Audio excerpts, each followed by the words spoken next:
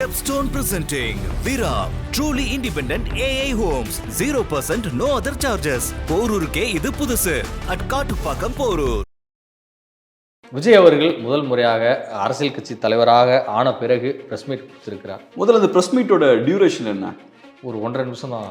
So அதனால் இது ஒரு ப்ராப்பரான ஒரு ப்ரெஸ் மீட்டாகவே நம்ம பார்க்க முடியாது. நீங்கள் பேசுகிறது எல்லாரும் கேட்டுட்டு போகணும் அவ்வளோதான்னா வீட்டில் உட்காந்து ஒரு வீடியோ பண்ணி ரிலீஸ் பண்ணாலே போதும். அதுக்கு ப்ரெஸ்ஸை சந்திக்கணும்னு அவசியம் இல்லை, ப்ரெஸ் மீட் ஆர்கனைஸ் பண்ணணும்னு அவசியமே கிடையாது. இப்போ விஜய் அவர்களோட ரசிகர்கள் விஜய் அப்படின்ற ஒரு இண்டிவிஜுவலை பார்த்து அவர்கிட்ட வந்தவங்க, அவரோட சினிமாவை பார்த்து வந்தவங்க, என்டர்டெயின்மெண்ட்டை பார்த்து ரசித்து அவங்க இங்கே வந்தவங்க. ஸோ அவங்கக்கிட்ட நீங்கள் பொலிட்டிக்ஸை கற்றுக் கொடுக்க முடியாது. விஜயை பார்க்குறதா என்னோட ஒரே இலக்காக இருந்தது. அப்போ நான் என்ன பண்ணுவேன்? கார் மேலே ஏறுவேன், மரத்து மேலே ஏறுவேன், இந்த விஷயங்கள்லாம் நான் பண்ணுவேன். ஸோ உங்களுக்கு அரசியல் இலக்கு தொண்டர்களுக்கும் இருக்கணும். விஜய் இழுப்பதற்கு பயங்கரமாக முயற்சி பண்ணுறாங்க பாஜக அதிமுக. என்டிகே கிட்ட அவங்க ஃபர்ஸ்ட் பேச்சுவார்த்தை நடத்துறாங்க, அது எதிர்பார்த்த மாதிரி சரியா நடக்கல. இப்போ அடுத்தது அவங்க வேற வழி இல்லை. ஸோ இப்போ டிவிகே கிட்டையும் அவங்க பேச்சுவார்த்தை நடத்த பார்க்குறாங்க. ஸோ இன்னைக்கு கோவன் அவர்கள் விஜய்கிட்ட போய் சித்தாந்தம் உங்களுக்கு எங்கே இருக்குன்னு கேட்டால் அவங்க என்ன கேட்பாங்க? உங்களுக்கு என்ன சித்தாந்தம் இருக்குன்னு கேட்பாங்க. கருத்தியல் ரீதியாக நீங்கள் மோதல் ஈடுபட்டீங்கன்னா அவன் திருப்பி உங்கள்கிட்ட அதே கேள்வி கேட்பான், உங்களுக்கு பதில் சொல்கிறதுக்கு ஒன்றும் இருக்காது. ஸோ அப்போ நீங்கள் என்ன பண்ணுறீங்க? 2 ஸ்டெப் கீழே இறங்குறீங்க. கீழே இறங்கி சாக்கடைக்குள்ளே இறங்கிடுறீங்க, இறங்கி பர்சனலாக அட்டாக் பண்ண ஆரம்பிக்கிறீங்க.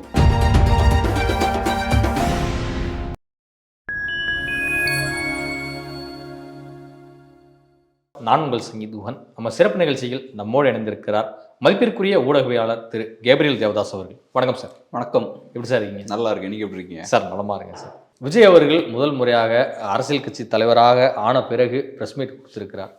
அதில் என்ன சொல்லியிருக்கிறாருன்னா, தன்னுடைய கட்சி தொண்டர்களுக்கு அட்வைஸ் பண்ணியிருக்காரு. நான் மதுரைக்கு போகிறேன், ஷூட்டிங் விஷயமா கொடைக்கானல் வரைக்கும் போகிறேன், யாரும் தொந்தரவு பண்ண வேணாம், இது கட்சி நிகழ்ச்சி கிடையாது, நான் வேலைக்காக போகிறேன், நீங்கள் உங்கள் 2 வீலர் எடுத்துகிட்டு பின்னாடியே ஃபாலோ பண்ணி வராதங்க, எல்லாம் வீட்டுக்கு போங்க அப்படிங்கிறது குறிப்பிட்டிருக்காரு.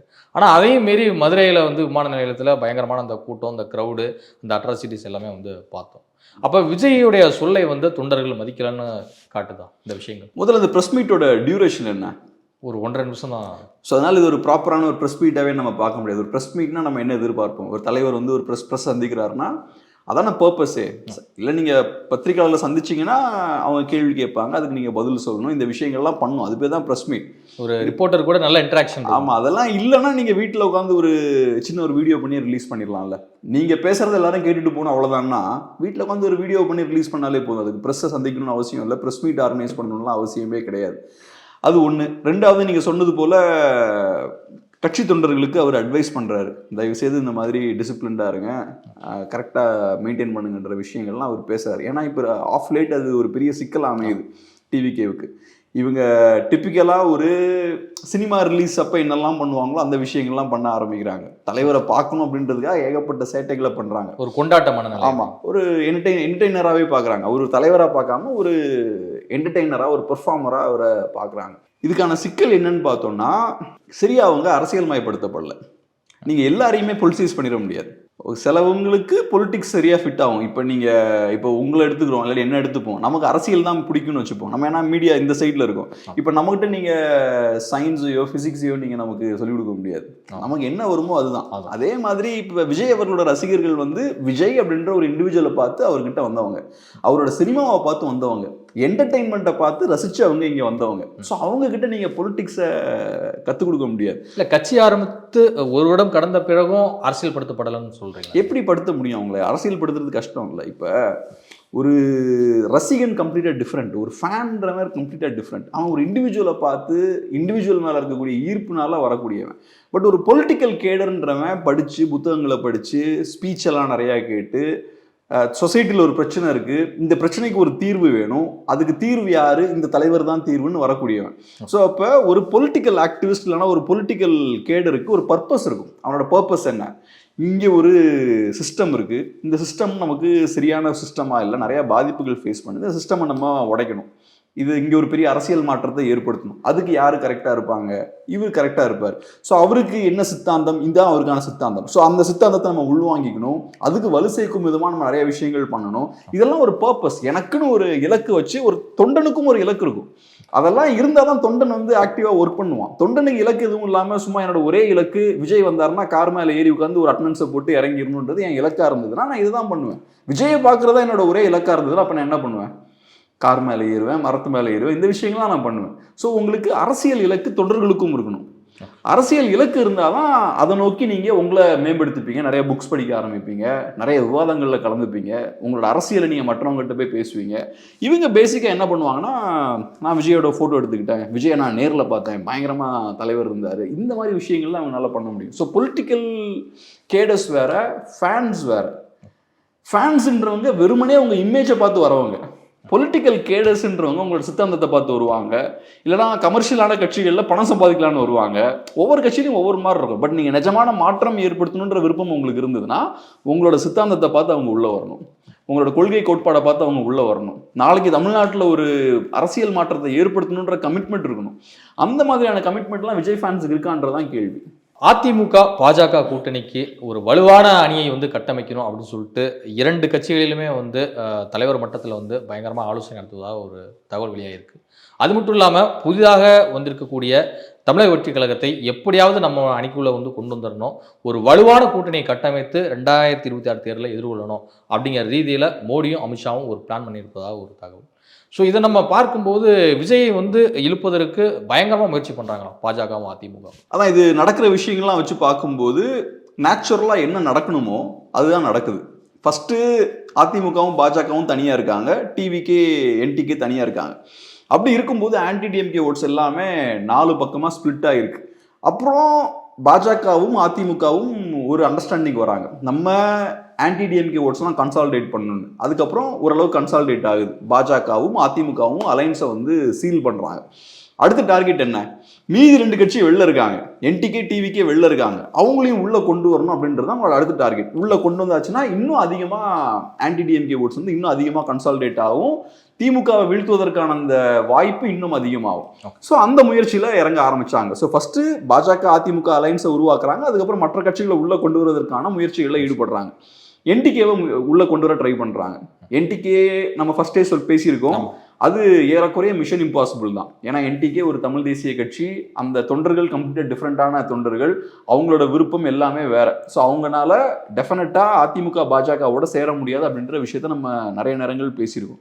அந்த முயற்சிகளில் ஈடுபடுறாங்க. அவங்களுக்கு ஏன்னா வேற வழி கிடையாது, பேச்சுவார்த்தை நடத்தணும், உள்ளே கொண்டு வர முயற்சி பண்ணணும், அதை பண்ணுறாங்க. அது எதிர்பார்த்தது போல பெருசாக என்டிகேவை உள்ளே கொண்டு வர முடியல.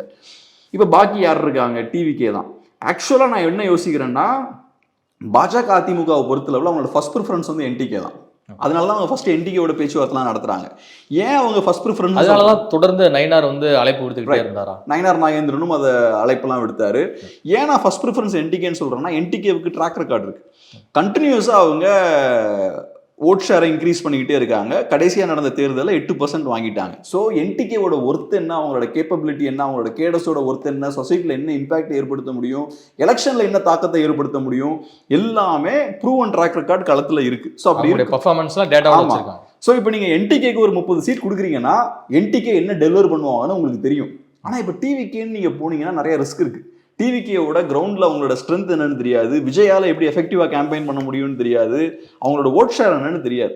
ஸோ அதனால் என்டிகே கிட்ட அவங்க ஃபஸ்ட்டு பேச்சுவார்த்தை நடத்துகிறாங்க, அது எதிர்பார்த்த மாதிரி சரியாக நடக்கல. இப்போ அடுத்தது அவங்க வேறு வழி இல்லை, இப்போ ஒரே ஆப்ஷன் தான் இருக்குது, டிவிகே மட்டும்தான் இருக்காங்க. ஸோ இப்போ டிவிகே கிட்டையும் அவங்க பேச்சுவார்த்தை நடத்த பார்க்குறாங்க. இதில் முக்கியமான விஷயம் என்னென்னா, பிஜேபி அதிமுகவை பொறுத்தளவில் என்டிகே டிவிகே இந்த 2 கட்சிகளில் ஏதாவது ஒரு கட்சி அவங்களுக்கு கண்டிப்பாக தேவை அலைன்ஸில். ஒன்லோ என்டிகே இல்லைனா டிவிகே, 2 கட்சியில் ஏதாவது ஒரு கட்சி கிடைச்சா அவங்களுக்கு நல்லா இருக்கும். ஏன் இதை சொல்கிறேன்னா, ஒன்ஸ் இந்த 2 கட்சிகளில் ஒரு கட்சி இந்த அலைன்ஸில் போய் சேர்ந்துட்டாங்கன்னா நம்ம கண்டிப்பாக திமுகவை வீழ்த்திடலாம் அப்படின்ற ஒரு இமேஜ் கிரியேட் ஆயிடும். ஓகே, இது ரொம்ப ஸ்ட்ராங்கான அலைன்ஸ், கண்டிப்பாக இவங்களால திமுகவை வீழ்த்த முடியும் அப்படின்ற ஒரு இமேஜ் கிரியேட் ஆகும். நேச்சுரலாக அலைன்ஸுக்கு வெளியில் ஏதாவது ஒரு பாக்கி ஒரு கட்சி இருக்கும் இல்லையா, அவங்களால பெருசாக ஸ்கோர் பண்ண முடியாது. ஏன்னா மக்கள் எல்லாருமே நம்ம எதுக்கு இந்த கட்சிக்கு ஓட்டு போட்டு வேஸ்ட் பண்ணணும், பேசாமல் நம்ம பாஜக அதிமுக ப்ளஸ் இன்னொரு கட்சி இருக்கும் இல்லையா, அதுக்கே வாக்களிப்போம், கண்டிப்பாக ஜெயிச்சிருவாங்க, திமுக வீழ்த்தலாம்னு ஓட் போட ஆரம்பிச்சிருவாங்க. பட் இப்போ 2 கட்சி வெளில இருக்கும்போது மாற்று அரசியலும் கொஞ்சம் யோசிக்கலாமே அப்படின்ற மாதிரி கொஞ்சம் பேர் யோசிப்பாங்க. ஸோ அந்த வகையில் அதிமுக பாஜகவை பொறுத்தளவில் இந்த 2ல் ஏதாவது ஒரு கட்சியை உள்ளே கொண்டு வரலாம் அப்படின்ற மாதிரி தான் முயற்சி பண்ணுவாங்க. அதுபோக 2 கட்சியுமே உள்ளேயும் கொண்டு வர முடியாது, ஏன்னா அதுக்கு ஸ்பேஸும் இல்லைல்ல, ஏதாவது ஒரு கட்சி தான் கொண்டு வர முடியும். ஸோ இவங்களுக்கு இப்போ ஏதாவது ஒரு கட்சியை உள்ளே கொண்டு வரணும், அந்த முயற்சியில் தீவிரமாக இருக்காங்க. விஜய் அவர்களை பொறுத்த வரைக்கும் தன் கட்சியினுடைய முதல் மாநாட்டிலே சொல்லிட்டாரு, கொள்கை எதிரி எங்களுக்கு வந்து பாஜக, அரசு எதிரி திமுக அப்படின்னு சொல்லிட்டு. கொள்கை எதிரியோட எப்படி காம்ப்ரமைஸ் ஆகி உள்ளே போய் சேருவாங்க? பேச்சுவார்த்தை நடத்துகிறாங்க. ஸோ உள்ளே போவாரான்னு நமக்கு தெரியல. பட் என்ன பொறுத்தளவில் என்டிகே அந்த அலையன்ஸ்குள்ளே போகிறாங்கன்னா என்டிகேவுக்கு நிறைய பிரச்சனைகள் வரும். கேடஸ் நிறைய கேள்விகள் கேட்பாங்க, மீடியா நிறைய கேள்விகள் எழுப்புவாங்க. மாற்று அரசியல், திராவிட அரசியல், தேசிய அரசியல் எல்லாத்தையுமே எதிர்த்த அரசியல் தான் தமிழ் தேசிய அரசியல். நிறைய பிரச்சனைகள் உங்களுக்கு வரும். நீ ஒரு பெரிய ஒரு டைவர்ஷனாக இருக்கும், நிறைய சேலஞ்சஸை நீங்கள் ஃபேஸ் பண்ண வேண்டியிருக்கும். பட் இப்போ டிவிக்கு போய் அந்த அலைன்ஸில் போய் சேர்றாங்கன்னு வச்சுப்போம். அவர் இதுக்கு முன்னாடி அதை பேசினாருன்றதெல்லாம் பிரச்சனை இல்லை. சேர்ந்தாங்கன்னா எந்த பிரச்சனையும் இருக்காது. டிவிகேவை பொறுத்தளவில் ஒன் மேன் ஆர்மி தான். விஜய் மட்டும்தான் அங்கே சோல் லீடர். விஜய் என்ன சொன்னாலும் யாரும் அவரை எதிர்த்து கேட்க போகிறது கிடையாது. இல்லை, காமராஜர் கொள்கை தலைவராக எடுத்திருக்காங்க, பெரியார், அம்பேத்கர், அப்புறம் வீரமங்கை வேலு நாச்சியார், அஞ்சலி அம்மாள், இவங்க எல்லாருமே கொள்கை தலைவராக எடுத்துருக்கும் போது எல்லாருமே லெஃப்ட்டில் இருந்திருக்காங்க. எப்படி ரைட்டு கூட காம்ப்ரமைஸ் ஆகும்? இது சிம்பிள். இப்போ நீயும் நானும் பேசுறது மேட்ரு கிடையாது. இப்போ என்னன்னா, விஜயோட டார்கெட் ஆடியன்ஸ் யார்? அவரோட ஃபேன்ஸு. விஜய் யாருக்கு ஓட் போட சொன்னாலும் அவங்க ஃபேன்ஸ் ஓட் போட போகிறாங்க. விஜய் இப்போ நீங்கள் பிஜேபி ஓட் போடுங்கன்னு சொன்னால் பிஜேபி ஓட் போட போகிறாங்க. அவருக்குன்னு ஒரு ஃபேன் பேஸ் இருக்குது. ஒரு 5% 10% வரைக்கும் அவரால் ஓட்ஸ் வாங்க முடியும். இந்த கெப்பாசிட்டி அவருக்கு இருக்குது. அதை அவரால் ஈஸியாக ட்ரான்ஸ்ஃபர் பண்ண முடியும். இல்லை, பாசிசம் பாயாசம் அப்படின்லாம் சொல்லி எதிர்க்கிறாங்களே, அப்புறம் இதை நம்ம எப்படி புரிஞ்சு? இப்போ பிரச்சனை என்னன்னா, விஜயோட கருத்துக்களில் முரண் இருக்கா, விஜயோட பேச்சில் முரண் இருக்கான்றது பிரச்சனை இல்லை. மேபி முரண் இருக்கலாம். அது கிரவுண்டில் இம்பாக்ட் ஏற்படுத்தாதுன்னு நான் சொல்கிறேன். என்டிகேவுக்கு அது ஏற்படுத்தும். இப்போ என்டிகே டைவர்ட் ஆனாங்கன்னா என்டிகேவோட கேடஸ் கேள்வி கேட்பாங்க, கட்சிக்குள்ள நிறைய முரண்கள் பிளவுகள்லாம் ஏற்படும். பட் இப்போ டிவிகே இதை பண்ணாங்கன்னா நீங்கள் சொன்ன மாதிரி நிஜமாவே கருத்தியல் ரீதியாக சிக்கல்கள் இருக்குது, நிறைய முரண்கள் இருக்குது. அவர் நேற்று இதை சொன்னீங்க, நீங்கள் அதை சொன்னீங்கன்னா பிரச்சனை இருக்குது. ஆனால் அவரோட கேடஸ் ஓட் போடுவாங்க, அவருக்கு பிரச்சனை இல்லை. ஏன்னா அவங்க ஃபேன்ஸ் தான். ஃபேன்ஸ் விஜய்க்காக வராங்க, அவங்க வேற எதுக்காகவும் வரல, விஜய்க்காக அவங்க வராங்க. ஸோ விஜய் இங்கே ஓட் போடுங்கன்னா அங்கே ஓட் போடுவாங்க, இந்த பக்கம் ஓட் போடுங்கன்னா ஓட் போடுவாங்க. பட் விஜய்க்கு என்ன பாதிப்பு ஏற்படும்னா, ஃபர்ஸ்ட் எலெக்ஷன் வரும்போது உங்களுக்கு மாற்று அரசியல் வேணும் அப்படின்ற எண்ணத்தோட எப்பவும் களத்தில் கொஞ்சம் பேர் இருப்பாங்க. அவங்க உங்களுக்கு அதிகமாக ஓட் போடுவாங்க ஃபர்ஸ்ட் எலெக்ஷனுக்கு தனியாக கண்டெஸ்ட் பண்ணும்போது. பட் நீங்கள் பாஜக அதிமுகவோட போய் சேர்ந்துட்டீங்கன்னா அந்த ஓட்ஸ் உங்களுக்கு வராது. அது டிவிக்கு நியூட்ரல் வாக்குகள்லாம் போகாது. ஆமாம், அந்த மாற்று வேணும்னு நினைக்கிறவனோட வாக்கு உங்களுக்கு வராது. ஸோ அது ஒரு இழப்பு. ரெண்டாவது, நீங்கள் ஜஸ்ட் அதர் பார்ட்டின்னு ஃபர்ஸ்ட் எலெக்ஷன்லேயே எஸ்டாப்ளிஷ் ஆகிடுவீங்க. நாங்கள் மாற்று அரசியலுக்கான கட்சி இல்லை, நாங்களும் எப்படி ஹிஸ்டாரிக்கலாக திமுக அதிமுகவோட நிறைய கட்சிகள் கூட்டணி வச்சு காணாம போனாங்க இல்லையா, அந்த மாதிரி நாங்களும் இன்னொரு கட்சி தான் அப்படின்ற ஒரு இமேஜும் வந்துடும். ஸோ உங்களுக்கு இப்போ 30 சீட் கொடுப்பாங்க, அதான் உங்களுக்கு லிமிட், அதை தாண்டி நீங்கள் வளர முடியாது, மாற்றலாம் எதுவும் கிடையாது அப்படின்ற ஒரு இமேஜும் செட் ஆயிரும். அப்புறம் இன்னொரு முக்கியமான டேமேஜ் டிவிகேக்கு என்ன ஏற்படும்னா, விஜய் ஒரு இபிஎஸ் அவர்களோட ஜூனியர் பார்ட்னராக ஃபிக்ஸ் ஆயிடுவார். ஸோ விஜய் அவர்களோட இபிஎஸ் அவர்களோட அதிமுகவோட ஒரு சப்பார்டினேட் ஃபோர்ஸாக விஜய் அவர்கள் எஸ்டாப்ளிஷ் ஆயிடுவார். ஸோ அதுவும் அவரோட ஃபேன்ஸுக்கு கொஞ்சம் வருத்தமாக தான் இருக்கும். அவங்க ஃபேன்ஸை பொறுத்த லெவலில் விஜய் தான் அடுத்த சிஎம்ன்ற பிளானில் இருப்பாங்க. ஸோ அந்த இமேஜும் உடஞ்சி போயிடும். ஸோ இந்த மாதிரி சில பாதிப்புகளும் டிவிகேவுக்கு இருக்குது. ஸோ இதெல்லாம் வச்சு பார்க்கும்போது டிவிகேவுக்கு அந்த அலைன்ஸில் போகிறதுல நிறைய சிக்கல் இருக்குது. ஒன்று, அதிமுக பாயிண்ட் ஆஃப் வியூலேருந்து பார்க்கும்போது அவங்களோட ஒருத்தனன்றதை கனெக்ட் பண்ண முடியாது. அவங்க நிறைய டிமாண்ட் பண்ணுவாங்க, அவங்களோட ஒருத்தனன்னு உங்களால் கனெக்ட் பண்ண முடியாது. ரெண்டாவது, டிவிகே பாயிண்ட் ஆஃப் வியூலேருந்து பார்க்கும்போதும் நிறையா சிக்கல்கள் இருக்குது. ஸோ நான் எப்படி பார்க்குறேன்னா, என்னை பொறுத்தளவில் ப்ராக்டிக்கலாக பார்த்தோன்னா பிஜேபி, ஏடிஎம்கே, மேபி பிஎம்கே உள்ளே வர வாய்ப்பு இருக்குது. அதே மாதிரி டிஎம்டிகே உள்ளே வர வாய்ப்பு இருக்குது. பட் டிவிகேவும் என்டிகேவும் இந்த அலைன்ஸ்குள்ளே போகிறது கஷ்டம் தான் நினைக்கிறேன். அப்போ எப்படியா இருந்தாலும் 4 முனை போட்டி தான் அப்படிதான் தோணுது. பாடகர் கோவன் இவரை அரசியல் வட்டாரத்தில் தெரியாதவங்க யாருமே இருக்க முடியாதுன்னு நினைக்கிறேன். குறிப்பாக பெரியாரிய, திராவிட, அம்பேத்கரிய, மார்க்சிய வட்டாரத்தில் இவரை அறியாதவர்கள் யாருமே இருக்க முடியாது. ஸோ அந்த அளவுக்கு தன்னுடைய பாடல்களால் பல்வேறு மக்கள் பிரச்சனைகளை பேசக்கூடியவர், தொடர்ந்து ஆளும் அதிகாரத்திற்கு எதிராக குரல் கொடுத்தவர். திடீர்னு விஜய் ஒரு பர்சனல் அட்டாக் பண்ணிட்டாரு அப்படிங்கிறது பெரிய கான்ட்ரவர்சி ஆகியிருக்கு. இதை எப்படி புரிஞ்சுக்கணும்னு நினைக்கிறீங்க? நீங்கள் சொன்னது போல் கோவன் அவர்கள் ஒரு கம்யூனிஸ்டாக அவர் அறியப்பட்டிருக்காரு. ஸ்டேஜில் பேசுகிறாரு, ரொம்ப கீழ்த்தரமாக அவர் பேசுகிறாரு. விஜய் அவர்களை நீங்கள் அட்டாக் பண்ணலாம், அதில் ஒன்றும் தப்பு இல்லை. ஆனால் அரசியல் ரீதியாக அட்டாக் பண்ணலாம். விஜய் அவர்களையும் அவர் கட்சியும் நீங்கள் பொலிட்டிக்கலாக கேள்வி கேளுங்க, விமர்சனங்கள் வைங்க, அதெல்லாம் நீங்கள் பண்ணலாம். பட் இவர் என்ன பண்ணுறாருன்னா, பர்சனலாக ரொம்ப மோசமாக இந்த மாதிரியான விஷயங்களை அவர் பேசுகிறாரு. ஸோ இப்போ இது எழுப்பக்கூடிய கேள்வி என்னென்னா, கோவன் அவர்களுக்கு இந்த மாதிரி பேச வேண்டிய தேவை ஏன் ஏற்படுது? நீங்கள் ஒரு கம்யூனிஸ்ட், உங்களுக்கு ஒரு சித்தாந்தம் இருக்குது, பெரிய கொள்கை கோட்பாடெல்லாம் இருக்குன்றதான் உங்களோட கிளைம், பெரிய ஒரு வரலாறு இருக்குது, மார்க்சியம் அது இதுன்னு மார்க்ஸ் எங்கல்ஸ் மாதிரியான பெரிய பெரிய ஐடியாலஜிஸ்லாம் அவங்க பின்னாடி இருக்காங்க. சித்தாந்த ரீதியாக நீங்கள் அவரை எதிர்கொள்ளாமல் ஏன் இந்த மாதிரி பர்சனலாக அவரை அட்டாக் பண்ணுறீங்க அப்படின்ற ஒரு கேள்வி இருக்குது. அதுக்கான காரணம் என்னென்னா, இன்றைக்கி இருக்கக்கூடிய கம்யூனிஸ்டுகள் பெரும்பான்மையானவர்கள் கம்ப்ளீட்டாக காம்ப்ரமைஸ் ஆகிட்டாங்க. ஸோ இன்னைக்கு கோவன் அவர்கள் விஜய்கிட்ட போய் சித்தாந்தம் உங்களுக்கு எங்கே இருக்குன்னு கேட்டால் அவங்க என்ன கேட்பாங்க, உங்களுக்கு என்ன சித்தாந்தம் இருக்குன்னு கேட்பாங்க. நீங்கள் இப்போ என்ன பண்ணிருக்கீங்கன்னு கேட்பாங்க. உட்காந்து இன்னைக்கு ஆளும் கட்சிக்கு நீங்கள் துதி பாடிட்டு இருக்கீங்க. இதுதான் உங்கள் சித்தாந்தமா, இதுதான் உங்கள் கோட்பாடா? நீங்கள் என்ன பண்ணணும், முதலாளித்துவ கட்சிகளுக்கு எதிராக சண்டை போடணும், இப்படி காம்ப்ரமைஸாக இருக்கக்கூடாது. ஸோ அதனால் அவரால் சித்தாந்த ரீதியாக அவரால் எதுவும் பேச முடியாது. அதே மாதிரி இப்போ விஜய் அவர்களை நீங்கள் வந்து அவங்க கட்சியில் இருக்கக்கூடிய பிரச்சனைகளையும் நீங்கள் பெருசாக பேச முடியாது.